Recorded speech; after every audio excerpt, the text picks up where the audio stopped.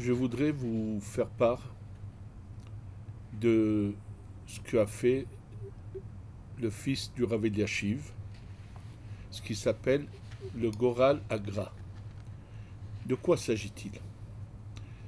En fait, il a posé une question par rapport à la situation actuelle, parce que les gens paniquent, et il ne le fait que très rarement, mais c'est à la demande de beaucoup de gens que le fils de Rav Eliashiv a fait ce qu'on appelle le Goral Agra. Alors, pour expliquer ce que ça veut dire le Goral Agra, je vais vous dire d'où vient la source de cela.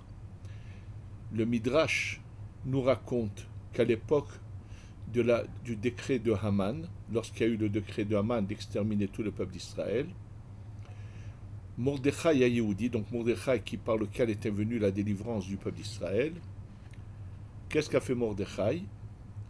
Il est sorti dans la rue, il a vu 3 enfants qui revenaient de leurs études de Torah, et il a demandé à chacun de lui dire un verset qui lui vient dans la bouche.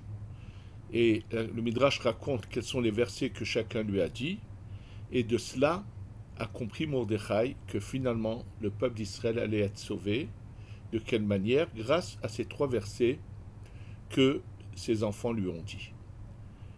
Le Chida écrit sur ce qui est marqué dans le Shulchan Aruch: a-t-on le droit de se servir de la Torah ou pas? Et donc il explique que prendre un Tehillim et se poser une question et ouvrir ce Tehillim pour avoir, et le premier verset qui nous vient est la réponse à la question qu'on se pose. Il dit que c'est dans le même sens que ce qu'a fait Mordechai.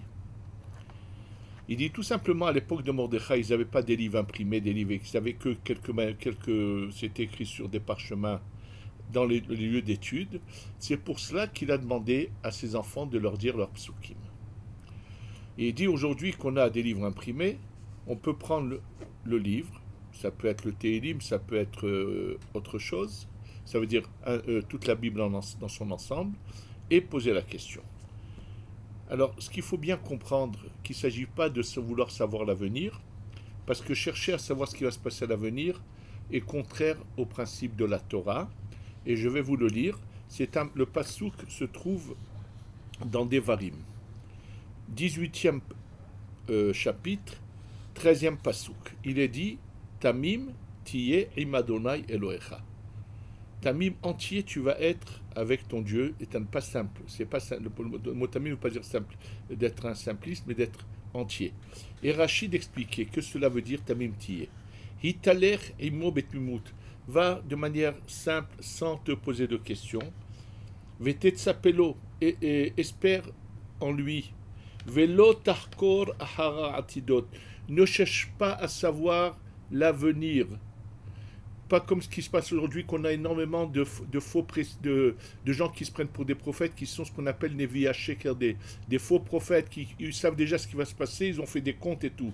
Dit Rashi que la Torah ne veut pas de cela, Hachem ne veut pas de ça. Velo tarkor achara atidot. Ne cherche pas à savoir ce qui va se passer. Et là, kol ma she'avor alecha, tout ce qui t'arrive, kabel bitmimut, accepte-le avec simplicité. Ve'az, et si tu fais comme ça, tu seras avec Dieu et tu seras une partie de son chélek, de ce que Dieu aime et apprécie. Donc, le Goral n'est pas fait pour chercher à savoir l'avenir. Quand Mordechai a posé la question à ses 3 enfants, il voulait simplement savoir qu'est-ce qu'il fallait qu'on fasse pour arrêter le décret. Je vais vous donner un exemple qui s'est passé des fois qu'on ne sait pas quoi savoir. Il y a des années de cela, lorsqu'il y avait des élections où se sont présentés Shimon Peres et Binyamin Netanyahou, et à ce moment-là, il y avait aussi, à part les partis, il y avait aussi l'élection qui consistait à décider qui serait le Premier ministre par l'élection.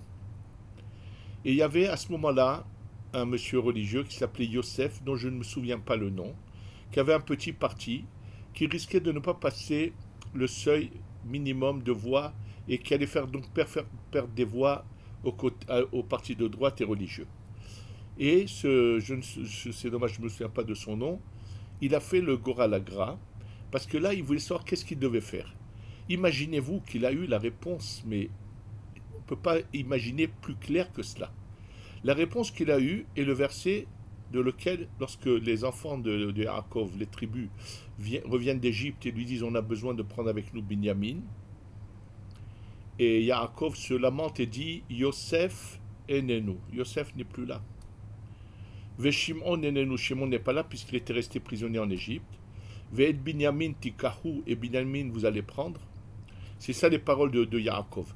Mais lui, quand il a eu cette réponse, lui s'appelait Yosef, il a compris qu'il ne passerait pas le seuil minimum, donc c'est de la perte, que Shimon Peres n'allait pas passer, et que Binyamin Netanyahou allait être le Premier ministre. C'était clair dans le verset. Yosef enenu. Yosef n'est pas là, ça veut dire que son parti ne va pas passer. C'est ce Yosef qui avait posé la question. Shimon Peres enenu, il ne passera pas. Binyamin tikahu. Je vous donne, c'est un exemple qui s'est passé, je me souviens, et on l'a vu, et bien que tous les sondages donnaient Shimon Peres gagnant, dans la nuit des résultats, tout s'est inversé, et le Goralagra avait répondu juste. Il avait posé la question pour savoir ce qu'il devait faire. Le fils du Rav Eliashiv, on lui a demandé donc de faire il sait le faire. Lui, alors le Goralagra, c'est pas juste d'ouvrir un Télim. Le Goralagra, c'est de prendre une Bible entière, l'ouvrir 7 fois, et dans tous les sens, dans tous les cas 7 fois. Ensuite, dans la même page, aller au 7e verset. Et je pense qu'il y a des pensées à avoir, des demandes à faire avant. En tous les cas, il y a le fils du Rav Eliashiv qui est quelqu'un de bien, de correct, d'un Rav sérieux, qui sait le faire. Et il a dit qu'on lui a demandé, il l'a fait. Écoutez bien le verset qui lui est sorti. Et je vous laisse à vous le bon sens de comprendre quel est le message que Dieu nous envoie à travers cela. Il est tombé sur le verset qui se trouve dans le livre de Devarim. Premier chapitre, verset numéro 8. Re'e, regarde. Natati lifnechem heta aretz. J'ai mis devant vous la terre d'Eretz Israël. Bo'u, venez. Urshu, héritez-la. Urshu et aretz. Asher nishba Adonai, que Dieu a juré. Les Avraham, les Yitzhak ou les Yaakov, Dieu a juré à vos ancêtres, aux patriarches, Avraham, Yitzhak, Yaakov, la tête lahem, de leur donner, aux Zara'am Aharehem, et à leur descendance après eux. Et je vous cite ce que Rachid dit, Re'enatati, Be'anechem atem ro'im, par vos propres yeux vous voyez, c'est ce qui se passe aujourd'hui, la terre d'Israël et Torah Israël. Eni omer lachem me'umam mishmu'a. Je vous dirais, regardez par vos propres... Je n'ai pas besoin de vous parler. Regardez. Sur ce passouk dit Rashi, c'est-à-dire que Dieu nous dit, mais regardez, je vous ai donné la terre. Bo'u urshu. Venez l'hériter. En me'ar'er badavar. N'hésitez pas là-dessus, ne vous remettez pas en question là-dessus. Venen tzrichim la milchama. Vous n'avez pas besoin de guerre. Si vous n'aviez pas envoyé les explorateurs, il n'y aurait pas eu de guerre. Vous aurez eu la terre directement. Vous avez envoyé des explorateurs parce que vous avez posé des questions.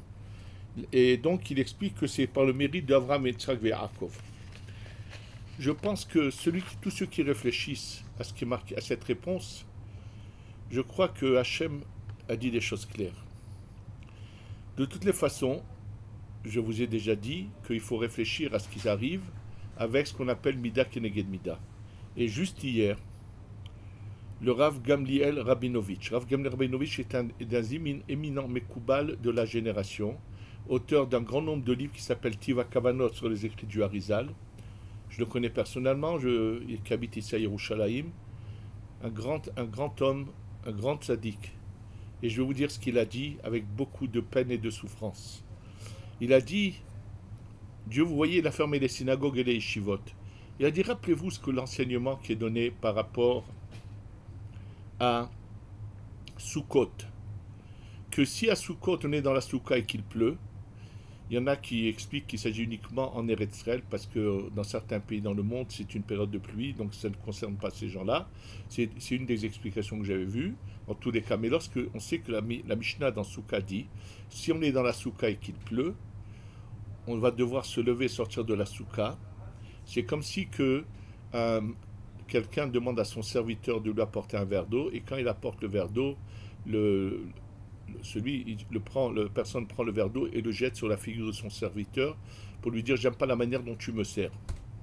Et il est dit qu'il faut sortir de la soukha avec de la douleur et de la souffrance de penser que Dieu ne veut pas de nous. Et Rav Gamliel Rabinovitch a dit apparemment, Hachem n'est pas content de nous, ne veut pas de nos synagogues, ne veut pas de nos yeshivot. Ça veut dire qu'on doit se remettre en question sur beaucoup de choses. C'est un des points que je vous ai dit il y a 2 jours dans le cours qui s'appelle la délivrance du peuple d'Israël, et je vous ai donné d'autres enseignements. Pensez qu'à Pessah, qui est le jour de la délivrance, comment des gens pouvaient sortir d'Eretz Israël pour aller faire Pessah partout dans le monde, Marrakech, la Grèce, au lieu de, on sort d'Égypte pour venir en Eretz Israël, les gens allaient ailleurs.